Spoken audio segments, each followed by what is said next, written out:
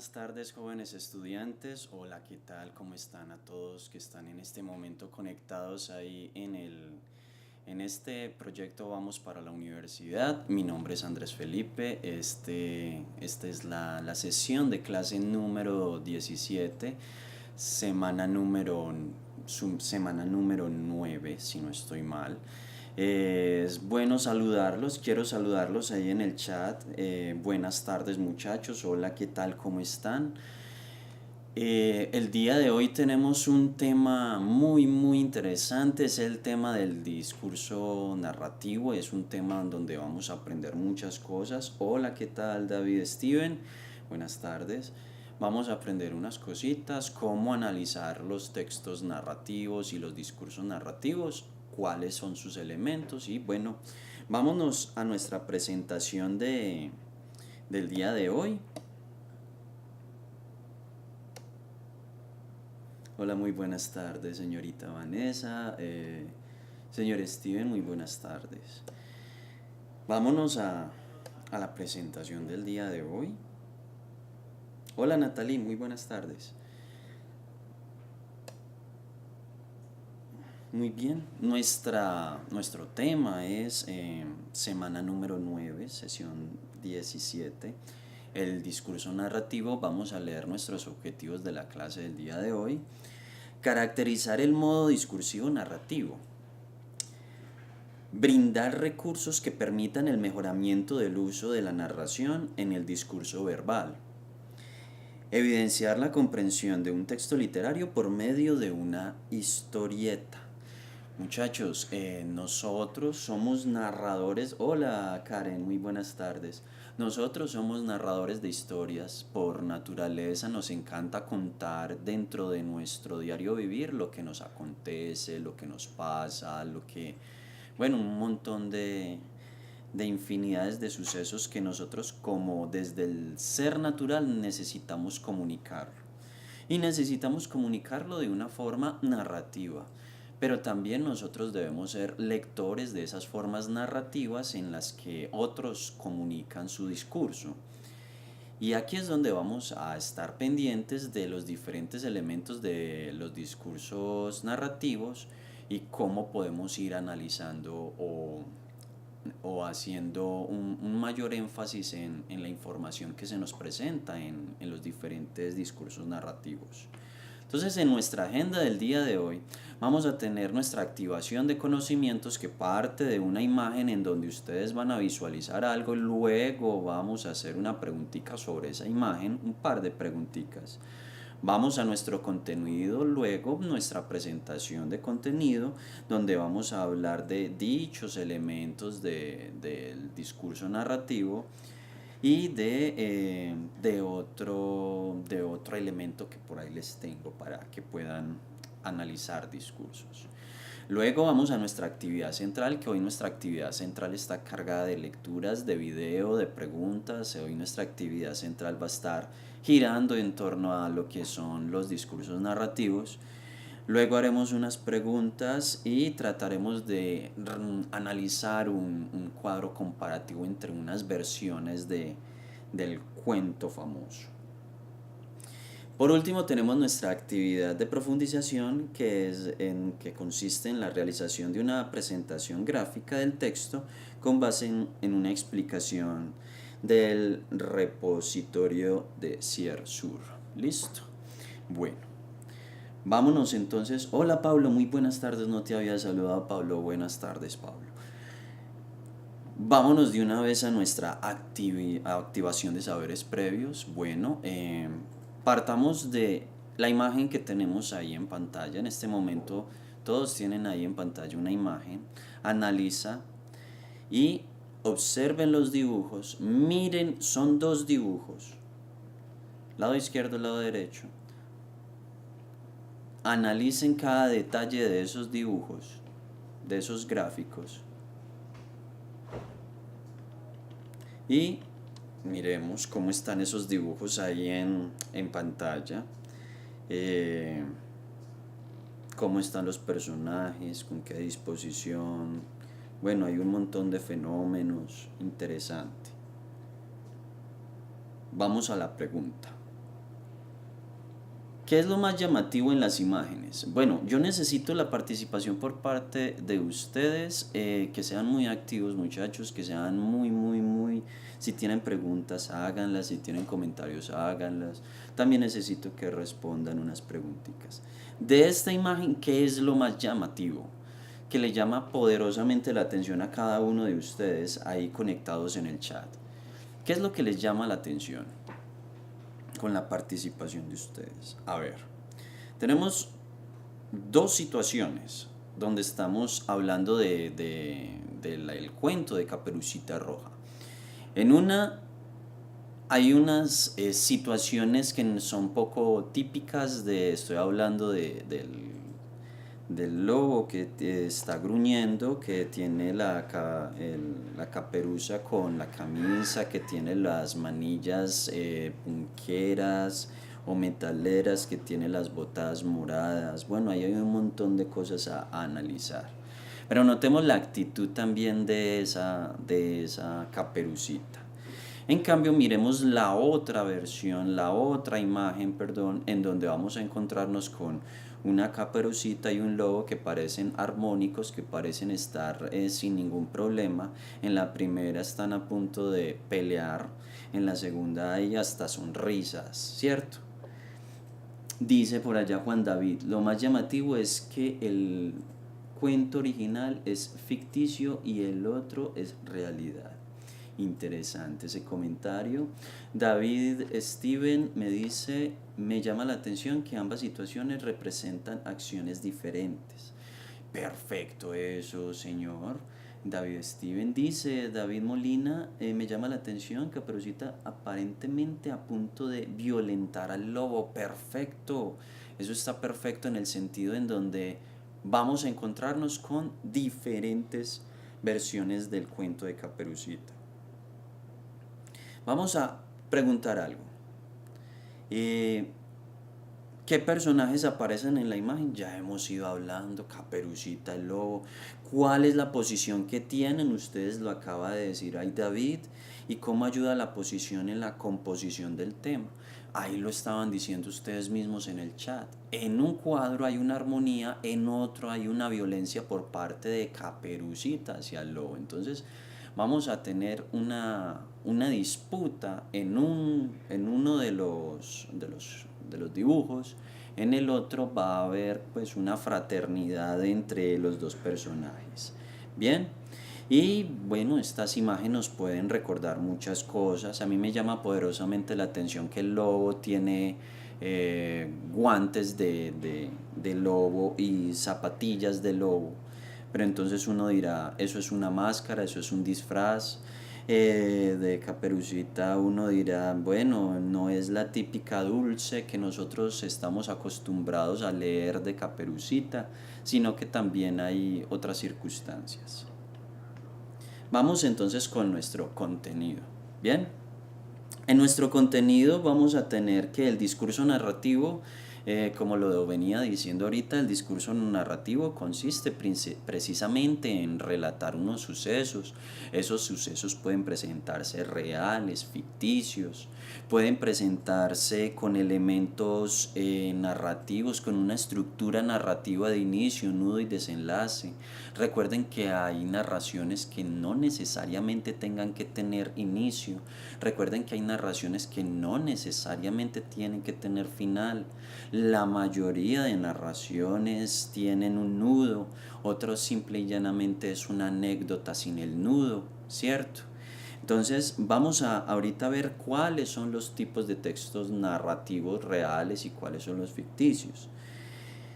De nuestra parte queda la comprensión de lo que son estos discursos narrativos, en donde también vienen con una intención por parte del autor y nosotros debemos escudriñar y rescatar lo que es esa intención de esa narración que nos puedan presentar.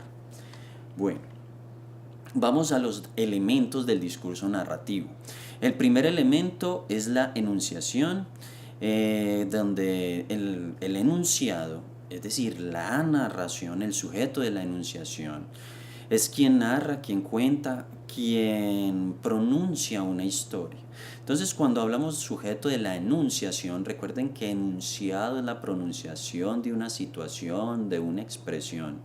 Entonces, el sujeto de la enunciación es precisamente ese narrador. Ojo, que los que alguna vez hemos estudiado un poquito de literatura, nos hemos dado cuenta que no necesariamente el autor de un cuento o de un discurso narrativo tiene que ser el narrador. A veces, ese sujeto de de la enunciación puede ser un personaje más. Listo. Nos vamos entonces a los tipos de narradores. Narrador subjetivo, que es donde se narra, se incluye ahí en la narración. Aquí tenemos un ejemplo. Yo viví, presencié, es decir, se incluye. Y narrador objetivo es el que está simple y llanamente de observador. Es decir, ella entró, el grupo salió. ¿Cierto? Está de observador pasivo, mientras que el otro es un participante activo. Los personajes pueden también, como la historia, presentarse también los personajes entre reales y ficticios. Esto es muy interesante porque hay muchas narraciones que van a tener una construcción de personajes o que van a tener una personificación de elementos. Ejemplo claro de esto es cuando nosotros hacemos la personificación de la muerte como si fuese valga la redundancia, una persona, la podemos retratar como si fuese una mujer, como si fuese un señor, la típica capa negra o gris, esquelética y con su voz, con su famosa herramienta. Entonces ahí le podemos dar una personificación a la muerte. Recuerden que una personificación es cuando se le atribuyen cualidades humanas a un fenómeno, o a seres inanimados. Entonces los personajes pueden llegar a ser seres reales o ficticios que participan en los sucesos que se van a narrar o en los eventos narrados. Bien, los acontecimientos son precisamente los hechos, los sucesos, los eventos. Son lo que le pasa, lo que le transcurre o lo que le puede transcurrir y pasar a los personajes. ¿Cierto? Entonces, dentro de los acontecimientos también podemos encontrarnos con acontecimientos reales o ficticios. Ahora, dentro del espacio estamos hablando de la plataforma en la que se sitúan los personajes. Estamos hablando del lugar, que también esos lugares pueden ser reales o ficticios, ¿cierto? Y por último queda la organización o el plan narrativo, la estructura narrativa, para que lo tengan en cuenta.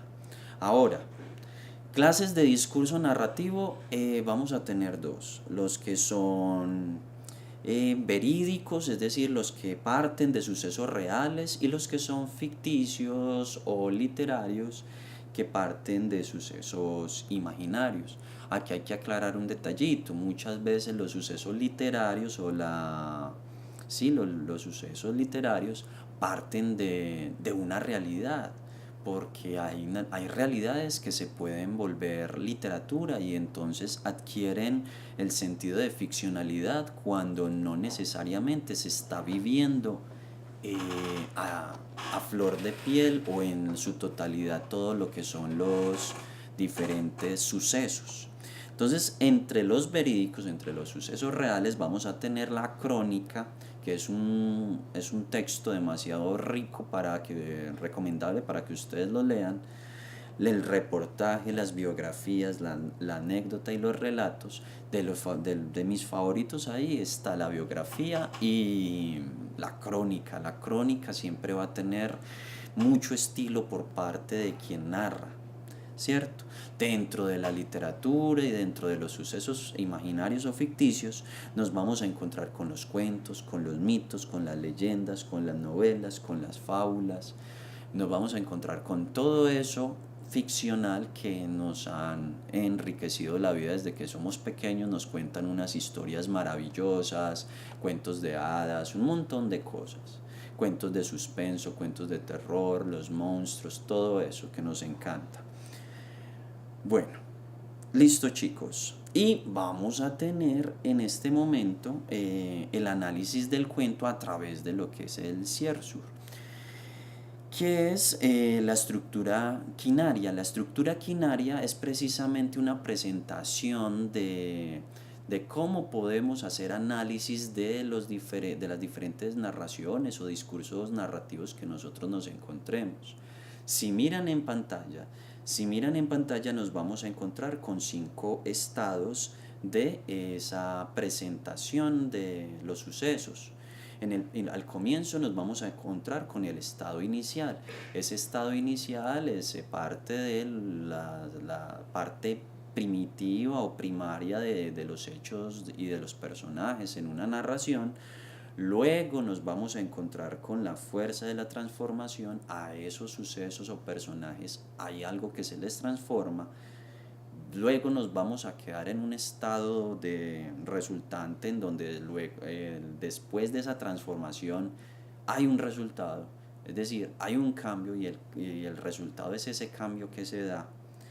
Hay una fuerza de reacción luego y esa fuerza de reacción precisamente es la fuerza que tienen esos personajes como para ir resolviendo el nudo de la situación. Y el estado final es precisamente ya la resolución de dicho conflicto o por otro lado la intensidad del conflicto, porque no necesariamente en una narración todos los conflictos se tienen que resolver. A veces para nosotros los lectores los conflictos quedan en el suspenso o en la intriga para que nosotros seamos quienes los resolvamos desde nuestra interpretación. Lo que les decía ahorita, va a haber estructuras narrativas que no necesariamente tengan un inicio, va a haber estructuras narrativas que no necesariamente tengan un final. Bueno, chicos, vámonos a nuestra actividad. Nuestra actividad del día de hoy parte de unas lecturas, parte de unas preguntas, parte de un video y precisamente como venimos analizando el tema, el cuento de Caperucita, vamos a encontrarnos con unas cosas muy interesantes. Ojo con esto. Aquí en el chat, respóndanme esta preguntita. ¿Cuántas versiones del cuento de Caperucita conocen ustedes, de Caperucita Roja? ¿Cuántas versiones conocen ustedes o han escuchado que existan versiones de Caperucita? Por aquí me ponen que 2. ¿Quién dice más? ¿Quién dice menos? Otra cifra. 2 versiones. Vanessa dice 3. Muy bien, Vanessa, conoce 3. ¿Qué dicen los demás? ¿Será que los demás conocen, no sé, un número más elevado? O bueno, solo conocen la básica. Bueno, listo. Voy a llegar a darles un dato que me cogí hace unos añitos atrás. Y es que hay un coleccionista precisamente de todas las versiones del cuento de Caperucita Roja. Y él tiene aproximadamente en toda su colección, tiene 700 versiones del cuento de Caperucita. Y nosotros todos contentos diciendo que conocemos 2, 3, 4, 5 versiones. Pero este señor en su colección tiene 700 versiones. Ahora, ¿cuáles son las variantes? Un montón. Van a variar el lugar, va a variar también la época, va a variar también los conceptos, la forma de los personajes, va a variar un montón de cosas. Incluso hasta hace poquito salió el cuento de Caperucita por la ciudad de Medellín, a través de la ciudad de Medellín, y Caperucita se monta en el metro, un montón de circunstancias muy entretenidas. Otra preguntita. ¿Quién es el autor original del cuento de Caperucita Roja? Si ustedes lo saben, rico que lo pongan ahí. A ver, yo veo qué dicen ustedes, compañeros. El autor original del cuento de Caperucita Roja, ¿quién será?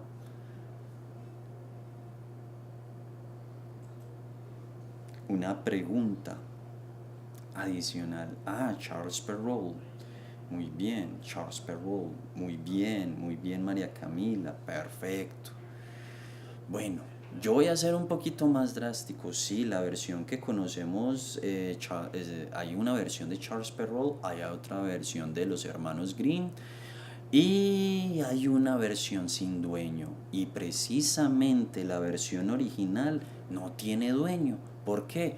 Porque la mayoría de los cuentos, como Caperucita, Cenicienta, muchos cuentos de los hermanos Grimm y de otros autores van a venir a ser tradición popular de muchos años atrás, muchos años atrás. ¿Qué es lo que hacen estos autores como los hermanos Grimm, Charles Perrault? Ellos lo que hacen es por primera vez en la historia los escriben y comienzan a repartir la historia de manera escrita a todo el mundo. Y la gente fascinada pues con estas versiones que tienen estos escritores. La cosa es que el cuento original hace parte de la tradición popular y uno diría es un cuento que ha pasado de generación en generación, de voz a voz. Listo. Vámonos entonces a la reseña del autor que enseguida les vamos a leer. De cómo podría ser Caperucita y el lobo. Bueno, tenemos este autor, que este autor es uno de los escritores de una versión del cuento de Caperucita. Vamos a leer rápidamente. James Finn Gardner se dedica a escribir, dar conferencias y ofrecer espectáculos cómicos, con cuentos infantiles políticamente correctos. Publicado en 1994, alcanzó universal celebridad. Originalmente, los cuentos recogidos en este libro forman parte de un espectáculo llamado Theatre of the Bizarre, un moderno y radical puritanismo, la obsesión por evitar cualquier tipo de palabra o expresión que ni remotamente pueda considerarse sexista, racista o discriminatoria. Es la que muestra y satiriza el libro de Gardner al reescribir algunos conocidos cuentos clásicos y adaptarlos cómicamente a la más escrupulosa ortodoxia vigente. Bueno, entonces vamos en este momento a escuchar, muchachos. No vamos a leer o no vamos a ver, perdón, un video, sino que lo vamos a escuchar. Entonces les voy a hacer la presentación de este video para que lo tengan en cuenta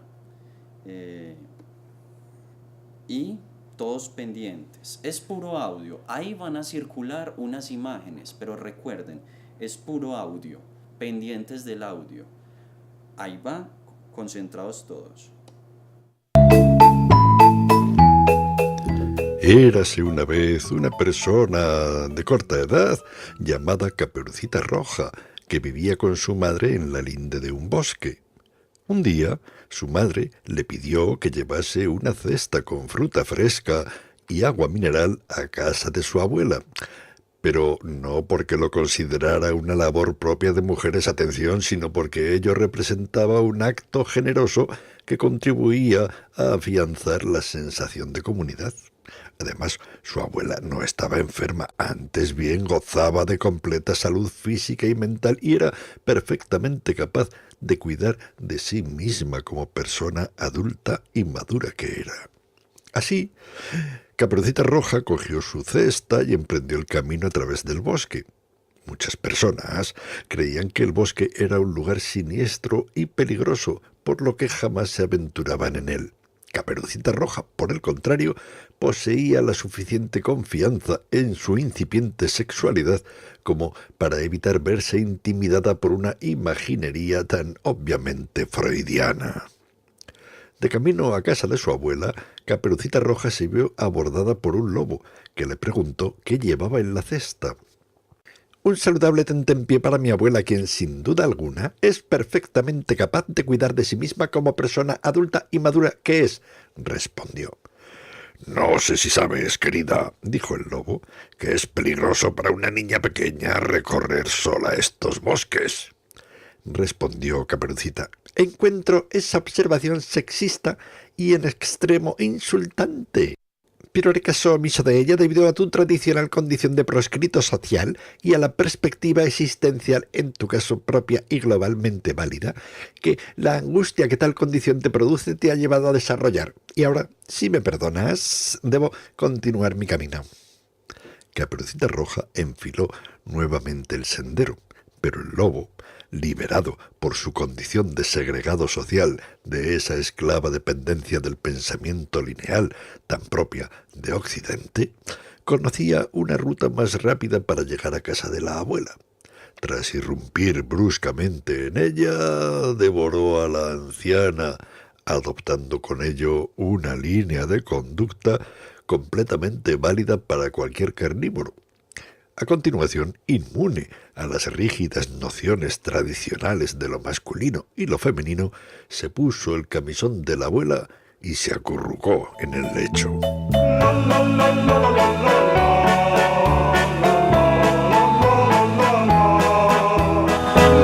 Caperucita Roja entró en la cabaña y dijo: Abuela, te he traído algunas chucherías bajas en calorías y en sodio, en reconocimiento a tu papel de sabia y generosa matriarca. Acércate más, criatura, para que pueda verte, dijo suavemente el lobo desde el lecho. Oh, repuso Caperucita, había olvidado que visualmente eres tan limitada como un topo, pero, abuela, ¿qué ojos tan grandes tienes? Han visto mucho y han perdonado mucho, querida. Y, abuela, ¿qué nariz tan grande tienes? Relativamente hablando, claro está, y a su modo, indudablemente atractiva. Ha olido mucho y ha perdonado mucho, querida. Y, abuela, ¿qué dientes tan grandes tienes? Respondió el lobo. Soy feliz de ser quien soy y lo que soy. Y saltando de la cama, aferró a Caperucita Roja con sus garras, dispuesto a devorarla. Caperucita gritó, no como resultado de la aparente tendencia del lobo hacia el travestismo, sino por la deliberada invasión que había realizado de su espacio personal. Sus gritos llegaron a oídos de un operario de la industria maderera, o técnico en combustibles vegetales, como él mismo prefería considerarse, que pasaba por allí. Al entrar en la cabaña, advirtió el revuelo y trató de intervenir, pero apenas había alzado su hacha cuando tanto el lobo como Caperucita Roja se detuvieron simultáneamente. ¿Puede saberse con exactitud qué cree usted que está haciendo?, inquirió Caperucita. El operario maderero parpadeó e intentó responder, pero las palabras no acudían a sus labios. ¿Se cree acaso que puede interrumpir aquí como un neandertalense cualquiera y delegar su capacidad de reflexión en el arma que lleva consigo?, prosiguió Caperucita. ¡Sexista! ¡Racista! ¿Cómo se atreve a dar por hecho que las mujeres y los lobos no son capaces de resolver sus propias diferencias sin la ayuda de un hombre? Al oír el apasionado discurso de Caperucita, la abuela saltó de la panza del lobo, arrebató el hacha al operario maderero y le cortó la cabeza. Concluida la odisea, Caperucita, la abuela y el lobo creyeron experimentar cierta afinidad en sus objetivos. Decidieron instaurar una forma alternativa de comunidad basada en la cooperación y el respeto mutuos y, juntos, vivieron felices en los bosques para siempre. Oiga, qué interesante esta versión. Muchachos, qué interesante. Una pregunta. ¿Alguien la había escuchado alguna vez o la había leído alguna vez? Realmente es demasiado interesante. Caperucita es de lo políticamente correcto. ¿Ya la habían leído o es nueva?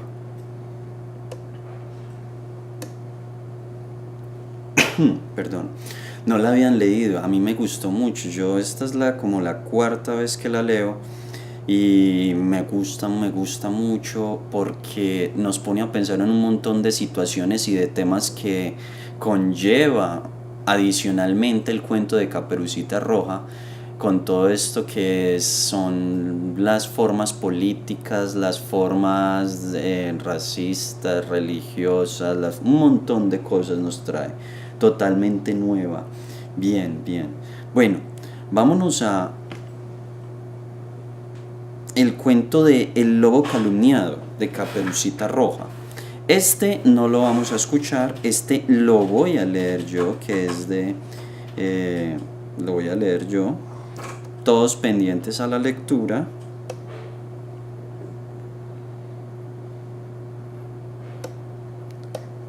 Vamos a escuchar otra versión del cuento de Caperucita. Otra versión en donde... Vamos a ver qué pasa. ¿Con qué nos encontramos, cierto? Este se va a llamar La historia del lobo calumniado. Recuerden que la calumnia es cuando le dicen a uno cosas que uno no ha hecho, cosas que realmente le están tratando de inculpar a uno. Bien, vámonos a la lectura. Lo leo yo. Atentos a la lectura, ahí la tienen en pantalla para que la sigan. ¿Listo?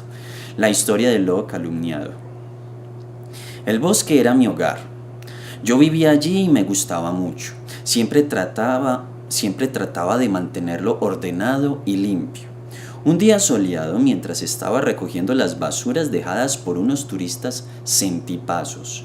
Me escondí detrás de un árbol y vi venir a una niña vestida en una forma muy divertida, toda de rojo y su cabeza cubierta, como si no quisieran que la vean. Andaba feliz y comenzó a cortar las flores de nuestro bosque, sin pedir permiso a nadie. Quizás ni se le ocurrió que estas flores no le pertenecían. Naturalmente me puse a investigar. Le pregunté quién era, de dónde venía, a dónde iba, a lo que ella me contestó, cantando y bailando, que iba a casa de su abuelita con una canasta para el almuerzo. Me pareció una persona honesta, pero estaba en mi bosque cortando flores. De repente, sin ningún remordimiento, mató a un mosquito que volaba libremente, pues también el bosque era para él, para el mosquito. Así que decidí darle una lección y enseñarle lo serio que es meterse en el bosque sin anunciarse antes y comenzar a maltratar a sus habitantes. La dejé seguir su camino y corrí a la casa de la abuela. Cuando llegué, me abrió la puerta una simpática viejecita. Le expliqué la situación y ella estuvo de acuerdo en que su nieta merecía una lección. La abuelita aceptó permanecer fuera de la vista hasta que yo la llamara y se escondió debajo de la cama. Cuando llegó la niña, la invité a entrar al dormitorio donde yo estaba acostado, vestido con la ropa de la abuelita. La niña llegó sonrojada y me dijo algo desagradable acerca de mis grandes orejas. He sido insultado antes, así que traté de ser amable y le dije que mis grandes orejas eran para oírla mejor. Ahora bien, me agradaba la niña y traté de prestarle atención, pero ella hizo otra observación insultante acerca de mis ojos saltones. Ustedes comprenderán que me empecé a sentirme enojado. La niña tenía bonita apariencia, pero empezaba a hacerme antipática. Sin embargo, pensé que debía poner la otra mejilla y le dije que mis ojos me ayudaban para verla mejor. Pero su siguiente insulto sí me encolerizó. Siempre he tenido problemas con mis grandes y feos dientes, y esa niña hizo un comentario realmente grosero. Sé que debía haberme controlado, pero salté de la cama y le gruñí, enseñándole toda mi dentadura y diciéndole que eran así de grandes para comerla mejor. Ahora piensan ustedes, ningún lobo puede comerse a una niña, todo el mundo lo sabe. Pero esa niña empezó a correr por toda la habitación, gritando, y yo corría atrás de ella tratando de calmarla. Como tenía puesta la ropa de la abuelita y me molestaba para correr, me la quité, pero fue mucho peor. La niña gritó aún más. De repente la puerta se abrió y apareció un leñador con una hacha enorme y afilada. Yo la miré y comprendí que corría peligro, así que salté por la ventana y escapé. Me gustaría decirles que este es el final del cuento, pero desgraciadamente no es así. La abuelita jamás contó mi parte de la historia y no pasó mucho tiempo sin que se corriera la voz que yo era un lobo malo y peligroso. Todo el mundo comenzó a evitarme. No sé qué le pasaría a esa niña antipática y vestida en forma tan rara, pero sí les puedo decir que yo nunca pude contar mi versión. Ahora ustedes ya lo saben. Esta es otra versión del cuento de Caperucita Roja. Me gusta que la hayan conocido porque realmente nos toca conocer de ese cuento. Y miren que son cuentos pequeños, cortos. Entonces de estas versiones uno dirá, hay mucho por conocer, ¿cierto? Que era la versión del lobo calumniado. Entonces ya vamos a nuestras diferentes preguntas. Bueno, dice, identifica la estructura quinaria del cuento Caperucita Roja políticamente incorrecta. Entonces recuerden que son 3 estados y 2 fuerzas. Voy a devolverme un poco a esa presentación para que la visualicen ustedes ahí en sus pantallas. Ahí lo tienen. Tenemos un estado inicial, tenemos una fuerza de transformación, tenemos un estado resultante, fuerza de reacción y un estado final. Entonces acá entre todos, entre ustedes me pueden decir cuál sería el estado inicial de Caperucita en la versión de lo políticamente correcto. En lo políticamente correcto diremos que el estado inicial no varía mucho de las otras versiones. Hay una muchacha llamada Caperucita que tiene una abuelita y esa abuelita tiene una necesidad de que le lleven una canasta con unos artículos, ¿cierto? Ese va a ser nuestro estado inicial. Luego viene la fuerza de transformación, que es precisamente el encuentro entre Caperucita y el lobo, y comienza a haber unas situaciones en donde el lobo comienza a tomar ventaja de Caperucita, pero ya por cuestiones totalmente ideológicas, políticas, culturales, religiosas, económicas, sexistas o sexuales, bueno, etcétera. Como lo quieran llamar, esto se le puede meter a este cuento de lo políticamente correcto todas las posibles causas sociales. El estado resultante, vamos a llegar a decir que es una visión de este lobo como un sujeto que está tratando de dar una lección a Caperucita. Se come a la abuelita. Entonces ese es el estado resultante. Ya esa abuelita ha sido devorada por ese lobo. Luego vamos a tener la fuerza de reacción, que la fuerza de reacción es precisamente el conflicto sociocultural y político que tiene tanto Caperucita con el lobo, que Caperucita le va a decir es que tú eres un sexista. Cuando aparece el leñador, el señor con el hacha, y le comienza a decir que es un sexista, que el problema es entre el lobo y ella, que porque es tan racista con el lobo, porque es tan sexista con ella, y entonces comienza en su estado final el momento de desenlace cuando llega la abuela y sale de la barriga del lobo, coge el hacha, corta la cabeza del leñador, y porque si no estoy mal, se libran de cierto patriarcado. Es hasta un poco feminista también este cuento, para que lo tengan en cuenta, y pueden vivir felices los tres en una comunión en donde hay cooperación, ¿cierto?, entre el lobo, la abuelita y Caperucita Roja. Bueno, ahora necesito que ustedes participen respondiendo las siguientes preguntas. ¿Cuál es el propósito general del cuento de Caperucita Roja, la versión de lo políticamente correcto?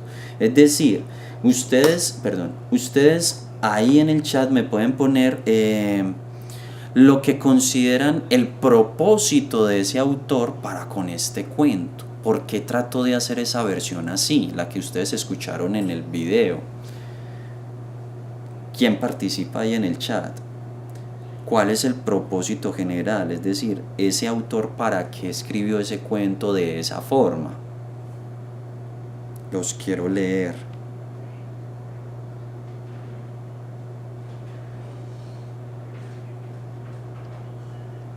También hay que estar pendientes de que cuando nosotros leímos la reseña de nuestro autor que estamos hablando, fíjese que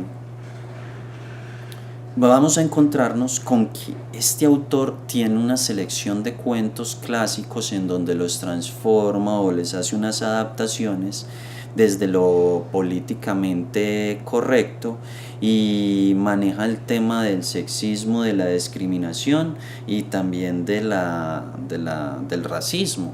Entonces uno podría llegar a decir que dentro de los propósitos que pueda tener este autor para con estos cuentos es el de generar una conciencia social a través de los diferentes fenómenos que perjudican una sociedad, como lo que es el sexismo, el racismo, etc. Hay un montón de fenómenos que mencionan en este cuento. Bueno, vámonos luego a qué temas ya hemos hablado. Yo les he hablado de un montón de temas que se exploran en este cuento.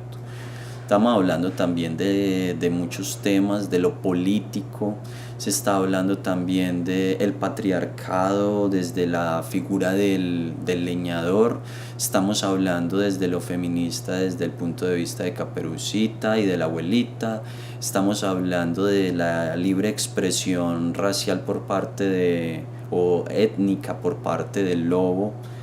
Entonces estamos hablando de un montón de temas que conlleva o subtemas que conlleva este cuento de lo políticamente correcto, ¿cierto? Una pregunta: ¿dónde se desarrollan los hechos? A ver, yo veo qué tan atentos están. ¿Dónde se desarrollan los hechos? Que es una parte del análisis del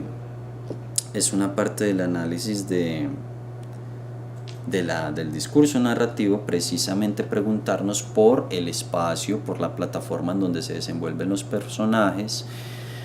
En este caso, ¿qué sería? ¿Qué me dicen ustedes ahí en el chat? Ese chat es de ustedes, aventúrense a participar ahí con ellos. Por aquí está, no te entendí eso. Jim On. Hay un lugar que mencionan mucho ahí en el cuento y es la industria maderera, que es donde pertenece el leñador. Entonces no solo es el tema del bosque y de la casa de la abuelita, sino que también hacen alusión a otros espacios que son importantes en el análisis de este desarrollo del lugar, ¿cierto? Bueno, ¿qué tensiones se enfrentan los personajes? Ya hemos hablado de eso también. ¿Cómo la soluciona? Pues la solución es que se une el lobo, la abuelita, Caperucita en contra de ese opresor que es el leñador. ¿Quién iba a pensar que que había una versión del cuento de Caperucita en donde el leñador termina siendo el malo del cuento, por decirlo de alguna forma, ¿cierto? ¿Con qué otros textos que hayan leído o historias que haya escuchado o visto puede relacionar el cuento? Bueno, como ustedes saben, el cuento de Caperucita tiene una o varias versiones cinematográficas y televisivas. ha sido uno de los cuentos más referenciados a través de lo que es la historia, de la televisión, del cine. Entonces va a haber mucha gente que lo menciona en muchos lugares. Otro detalle para la relación entre Caperucita es que se nos puede parecer también a lo que son los cuentos de los hermanos Grimm, que son también adaptaciones que hacen los productores de esos cuentos de los hermanos Grimm, que aparecen los sábados y domingos por la mañana en la televisión colombiana. Y son adaptaciones, porque realmente el cuento original escrito por Grimm y escrito por Perrault es diferente. Es una manera un poco más cruda de ver la realidad. Caperucita es una niña en medio del bosque porque ya se le pone una caperuza roja porque ya está en edad de merecer. Igual tiene que hacer su diligencia de llevar la canasta, lo que necesita la abuela. Hay un encuentro con el lobo a veces se expresa dentro de su naturaleza como lobo, que es otra de las versiones que por ahí circulan, que el lobo es natural que el lobo coma porque el lobo es un ser natural que come cuando tiene hambre. Entonces se come a Caperucita, se come a la abuela, precisamente porque está dentro de la naturaleza. Muchas personas lo han visto como un personaje negativo, pero otras lo ven como un personaje natural. Tengo hambre, debo comer. Y dentro de la versión de Perrault y de Grimm nos vamos a encontrar también el desenlace donde el leñador termina siendo un héroe. Recuerden esa figura del héroe. Y esa figura del héroe la vemos desde las características que ellos querían proponer para la fecha, que es 300, 400 años atrás. Chicos, ahora vamos a hacer un cuadro comparativo para ir cerrando por el día de hoy. Un cuadro comparativo entre similitudes y diferencias de James Finn Gardner, que es el de lo políticamente correcto, y con el cuento tradicional de Grimm o de Perrault. Listo. Bueno, en cuanto a Caperucita en Grimm, ¿qué me dicen ustedes? Se va a presentar ahí Caperucita muy neutral, muy tierna, muy dulce, muy amigable, sonriente. Aquí en el cuento de lo políticamente correcto se va a presentar contestataria, se va a presentar un poco hasta revolucionaria, su figura también revolucionaria por tratar de cambiar los estereotipos que hay sobre precisamente las mujeres. Del lobo en Grimm nos vamos a encontrar que es el típico villano que quiere tomar ventaja, pero en el cuento de James Finn lo vamos a encontrar como un sujeto que se presenta hasta como víctima por parte del racismo, ¿cierto? Entonces es interesante que nosotros veamos esa contraparte del lobo como villano al lobo como víctima. Dentro del tiempo, los Grimm van a situarse en un tiempo, digamos, clásico, un poco, se puede decir que post-renacimiento, ¿cierto? Porque estamos hablando del bosque donde la gente vivía en las villas, no eran ciudades, no eran pueblos, eran villas apartadas de la civilización. Y mientras en James Finn vamos a encontrarnos un tiempo muy contemporáneo, un tiempo muy moderno, nos vamos a encontrar con ese análisis del tiempo en donde se pueden ver personajes pero muy acoplados a lo que se vive hoy en el día a día. En el espacio, pues como ya les dije, pasamos de lo rural un poco hasta lo citadino, ¿cierto? De lo rural hasta un poco lo urbano. El conflicto en el cuento de los hermanos Grimm nos vamos a encontrar con un lobo que quiere devorarse a una dulce niña Pero en el conflicto en James Finn nos vamos a encontrar que el conflicto es precisamente toda esa sobreposición de elementos sociales, de crítica social, en donde unos son sometidos, otros son víctimas, otros son victimarios. Entonces es un análisis que se puede hacer también de ahí. El narrador en Grimm va a ser un narrador externo, en James Finn va a ser un narrador participante, ¿cierto? Un narrador activo. Las acciones centrales de los hermanos Grimm va a ser el hecho de comerse a la abuelita para engañar a Caperucita, ¿cierto? Y luego podérsela comer también. Luego en el de James Finn va a ser el de unirse con estas dos figuras femeninas que son la Caperucita y la abuelita para derrotar a lo que es la figura del hombre como patriarca. Y dentro de los finales vamos a encontrar en Grimm que el final de Grimm va a ser la caída del lobo. La caída del lobo se le cose hasta un poco, se le saca la abuelita, se le saca Caperucita, se le meten piedras en la barriga, se le cose para que quede con esas piedras dentro. Y en el de Finn es la decapitación del leñador por ser un opresor, ¿cierto? Bueno, ya hasta aquí voy a decir, ha sido rico analizar estos cuentos. A mí me encanta esta literatura de cuentos de hadas, de cuentos infantiles, que es la tan famosa mal llamada literatura infantil. Esta literatura infantil, si vemos las diferentes versiones, puede ser incluso hasta para adultos. Listo. Chicos, muchas gracias por estar ahí pendientes, muchas gracias por la participación de ustedes. Nos vamos a ver luego el día jueves, nos vemos el jueves en sesión de clase. Por mi parte, muchas gracias, es todo por hoy. Les digo, tengan una muy buena tarde, hasta luego, que estén muy bien. Chao.